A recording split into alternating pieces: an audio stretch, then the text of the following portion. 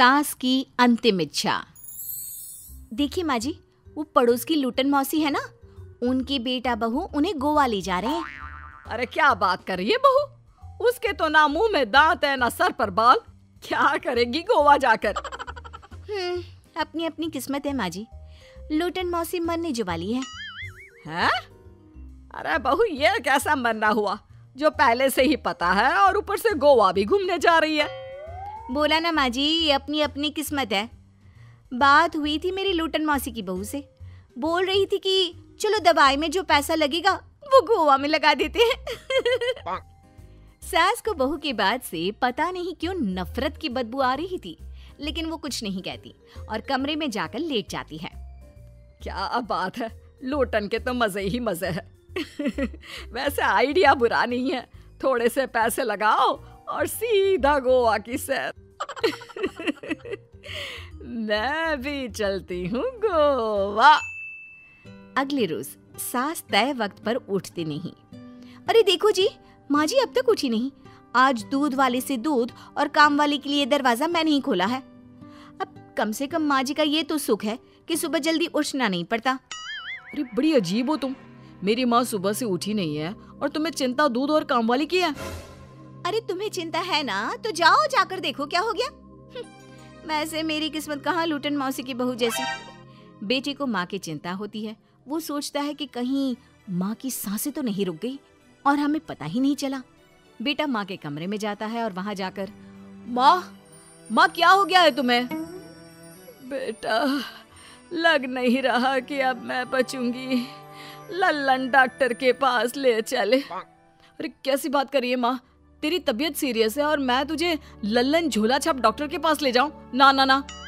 अरे तो कहाँ ले जाएगा बता दे, वहाँ एडवांस दे दिया है मैंने, वो क्या कहते हैं गूगल पे से। हैं? तूने क्यों पैसे दिए माँ? तुझे पता था क्या कि तू बीमार होने वाली है? सास को लगता है कि कहीं चोरी पकड़ी तो नहीं गई।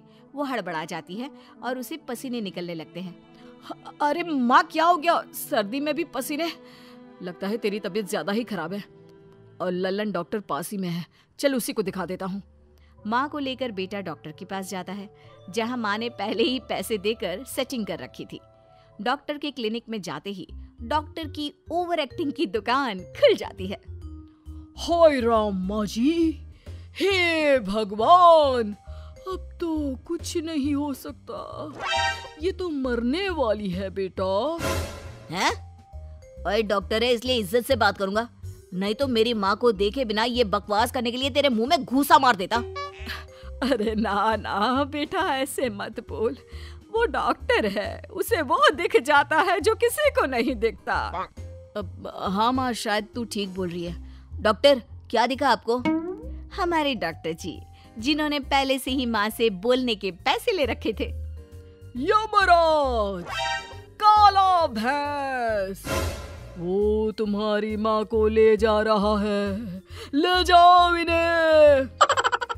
यार माँ ये डॉक्टर ही है तांत्रिक, क्या क्या बोला जा रहा है? अरे बेटा वो डॉक्टर है, उसे वो दिखता है जो किसी को नहीं दिखता। इनकी हर इच्छा पूरी करो, क्योंकि यम नहीं चाहते कि इनकी कोई भी इच्छा को अधूरी रखा जाए। निराश मन से बेटा माँ को लेकर घर आता है। माँ आज से मैं ऑफिस नहीं जाऊंगा, चल तुझे वो झूले वाले पार्क में ले चलता हूँ जहाँ तू पिताजी के साथ जाया करती थी। ठीक है बेटा चल, लेकिन साथ में वो बीड़ी का बंडल रख लेना, तेरे पिताजी वहीं झाड़ी में पिलाते थे मुझे। हैं? माँ कैसी बात कर रही हो? वैसे भी जीवन के 4 दिन बचे हैं और तुम। अरे देख बेटा, ना पिलानी तो ना पिला, लेकिन सुना ना तूने डॉक्टर ने क्या कहा कि मेरी कोई इच्छा खाली नहीं रहनी चाहिए। अरे वैसे बेटा 4 दिन की जिंदगी है, न जाने कब मौत आ जाए। माँ के मुंह से मौत का नाम सुनकर बेटा गंभीर हो जाता है, उसकी आंखें लाल हो जाती है। वो माँ का हाथ पकड़ लेता है।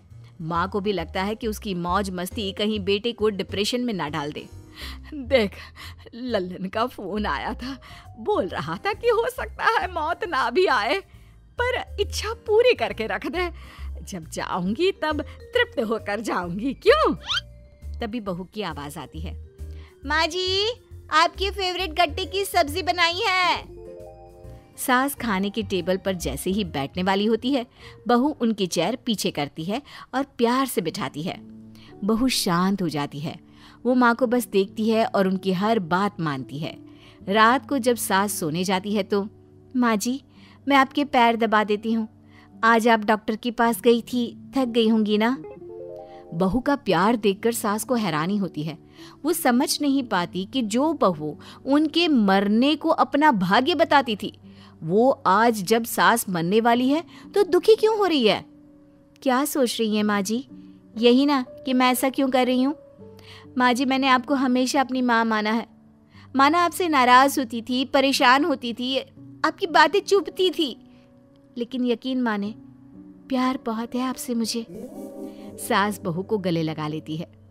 अरे तू क्यों मोह में डाल रही है? आज नहीं तो कल मुझे मरना ही है ना। बहू रोने लगती है और वहां से चली जाती है। अब तो सास आए दिन कोई ना कोई डिमांड करती जिसे बच्चे पूरा करते।